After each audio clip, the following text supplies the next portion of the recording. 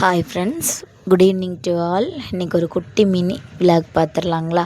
இது yesterday Sunday எடுத்த mini vlog தான். ஸோ இது மோஸ்ட் எக்ஸ்பெக்டட் டேன்னே சொல்லலாம். ஒரு 10 டேஸாக எதிர்பார்த்துட்டு இருந்த நாள். எங்கே போகிறேன்னு வாங்க பார்க்கலாம். ஸோ இது வந்து சீட்டு முடிஞ்சு 11 முடிஞ்சிருச்சு. 11 லாஸ்ட் மந்த்தே முடிஞ்சிருச்சு.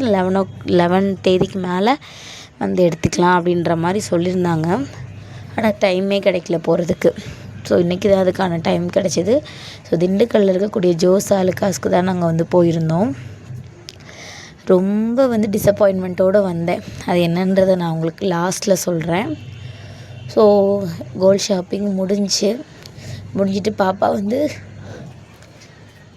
மார்னிங்லேருந்தே கோயிலுக்கு போகலாமானே கேட்டுகிட்டே இருந்தா.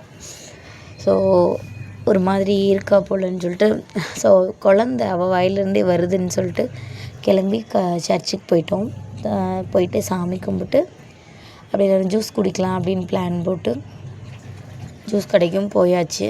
ஸோ எல்லாருமே அவங்கவுங்களுக்கு தேவையானது சொன்னாங்க. நான் எப்போவுமே முலாம்பழம் தான் குடிப்பேன். அது என்னமோ எனக்கு அது செட் ஆகிட்டு.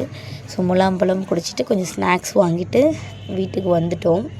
ஸோ முறுக்கு, பாப்கார்ன், செரி, கொஞ்சம் இந்த மாதிரி பிள்ளைங்க விரும்பின ஐட்டம்ஸ் ஸ்நாக்ஸ் மாதிரி வாங்கிட்டு வீட்டுக்கு வந்தாச்சு.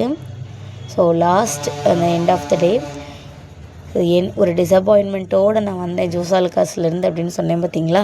ஸோ எனக்கு மேரேஜ் ஆகி 6 இயர்ஸ் கம்ப்ளீட் ஆயிடுச்சு. ஸோ ரொம்ப டிசப்பாயின்மெண்ட் இந்த வாட்டி தான். நான் அப்பையிலேருந்து நான் ஜோஸ் ஆலுக்காஸில் தான் நகை வாங்கிட்டுருக்கேன். ஸோ ரீசெண்ட் டைமில் தான் ஏகே போய் பழகுனது. ஸோ பிகினிங்லேருந்தே நான் வந்து சீட்டு போட்டதாக இருக்கட்டும், ஜுவல்ஸ் வாங்கினதாக இருக்கட்டும், ஸோ எல்லாமே வந்து ஜோஸ் ஆலுக்காஸில் தான். ஆனால் நேற்று என்ன பண்ணிட்டாங்க அப்படின்னா, சிட்டில் வந்து 2 கிராம் 221 மில்லி வந்து ஆட் ஆகிருந்தது.